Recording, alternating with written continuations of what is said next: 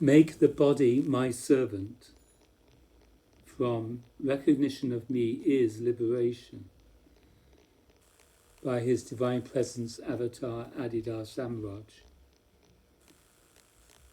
Devotee, beloved Lord, at age 26, I almost committed suicide. Over the past few years, I feel that you have been guiding me to understand that I must be responsible for the physical body rather than trying to get rid of it.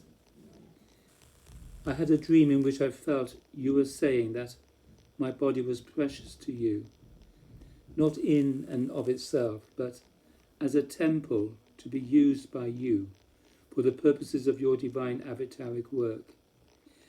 And I felt a very serious responsibility in your admonition to always maintain the forms of the practice exactly as you have given them. Beloved Lord, I feel a fear of incarnating in the body. Is there something more that I need to understand about relating positively to the body, about incarnating in the physical body, in this process of turning to you?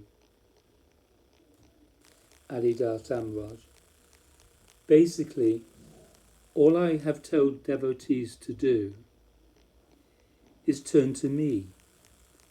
And as a matter of establishing the foundation for the practice that ultimately realizes me perfectly, discipline the body-mind self beyond its mere patterning, such that every functional, practical and relational circumstance, every moment of life becomes a circumstance of turning to me.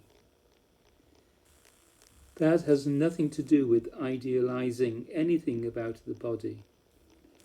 Rather, it is about making the body into means for the practice of turning to me, so that you can be entered into the process that realizes me. It is not that I am describing to you some ideal state of the body that is to be achieved by some means or other. I have simply told you to turn all the faculties of the body-mind to me, and to do so under all circumstances. Thus, all the disciplines I have given you, such as dietary discipline and emotional sexual discipline, are simply modes of my instruction that enable you to turn the faculties to me under all circumstances. Instead of turning the faculties upon the circumstances themselves, the disciplines I have given you enable you to turn the faculties to me. That is true under all circumstances.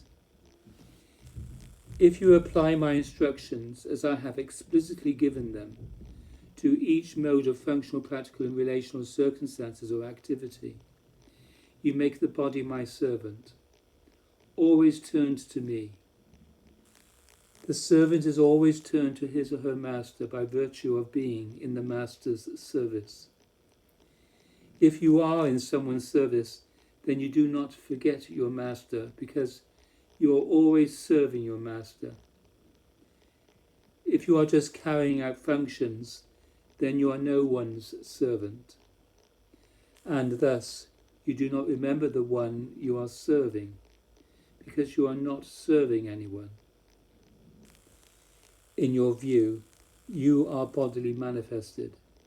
Therefore, that body-mind self must be turned to me. That is the practice of Adidam. Therefore, right practice is not about perfecting the body. Right practice is not about using conventional traditional religious metaphors, such as being a temple of my transcendental spiritual infusion. The body has nothing to do with it. The body is bondage. You cannot stop it from being bondage by ending its lifetime. You just reinforce the bondage and make things worse. Such is an ignorant act, which is profoundly suffered by anyone who indulges in it. Therefore, that is not something to do. What is there to do with the body? It is self-contraction. It is the incarnation of egoity. Therefore, it must be turned to me. That is the reality way of Adidam, and that is all there is to it. It is not the point. It is not the body that is the point. The body is to be transcended. It is to be made into a servant, turned to me. The total body-mind must be turned to me and forgotten, and ultimately it is outshined in most perfect communion with me. In the reality way of Adidam, the body is not idealized at all. The body must be understood to be the form of the ego, and it is invariably that in everyone's case, unless there is most perfect awakening. In various sacred traditions, it is said that the body of an adept realizer should not be cremated, that in the case of an adept realizer, cremation is actually a form of desecration. It is traditionally said that you should put the body in a sacred place and visit the place and tend to the spiritual master there in perpetuity. And you should not presume that the spiritual master is like an ordinary man, an ego, who needs to be helped in the transition to the next stage of development by the purifying act of fire, the cremation process. In and of itself, the body is not idealized in the practice of Adidam. The body is simply to be my servant, turned to me under all circumstances. Thus, all the faculties, all relations, all circumstances of life must become a discipline wherein you literally turn all the faculties to me in every moment. If you go to the communion hall, you can turn to me and forget the body. Under other circumstances, where you are required to be active in one manner or another, you must bring a discipline into the circumstance of that activity, so that you can turn to me in the circumstance of that activity. That is the reason for all the various disciplines I have given you. Thus, the disciplines of the body are not something given for the sake of the body. They are given so that you will turn the body to me. My devotees must not play it fast and loose with these disciplines. All they are doing by neglecting the disciplines or being inconsistent with them or not applying them fully and rightly is indulging in egoity. In other words, forgetting me. If you make place in your life for ego patterning and ego doings, then you are not turning to me in those circumstances, and you are violating your vow to me and reinforcing your bondage. Therefore, it is important to be very serious about the functional, practical, relational, and cultural disciplines I have given to all my devotees, including everything to do with your cooperative association with one another and your obligations as a cooperative culture, all of which is primarily based upon fulfilling your collective responsibilities toward me. You must establish a means whereby you collectively cultivate the devotional relationship to me through gifts of right practice and service.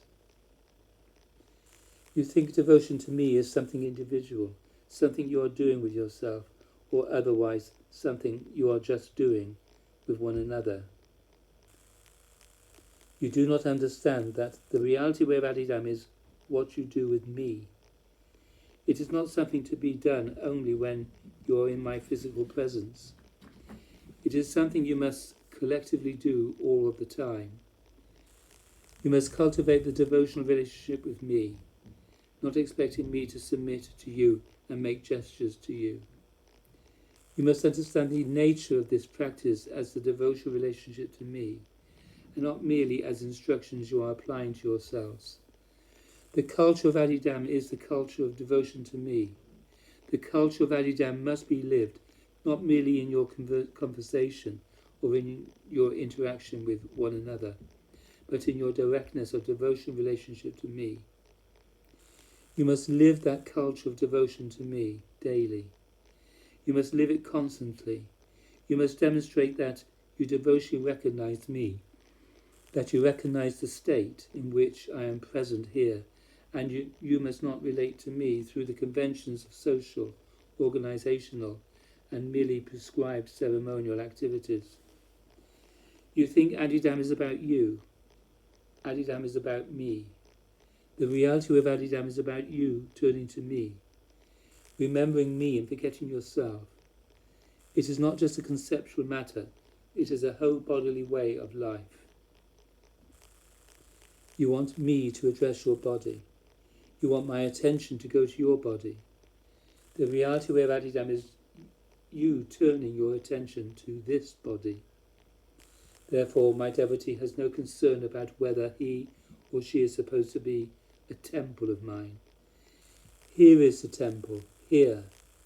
Avatar Adidar points to his chest. This body. Come on in. The ego is a temple of excrement and pus. That is it. It is humble. It is a servant. Servants have no status. The servants have the joy of their spiritual master and the joy of serving their spiritual master. That is it. It is. And they transcend their humble status by serving the body, by serving the spiritual master, and living in the domain of the spiritual master, and realizing the spiritual master's condition, by becoming perfectly absorbed in the spiritual master to the degree of no difference. Da.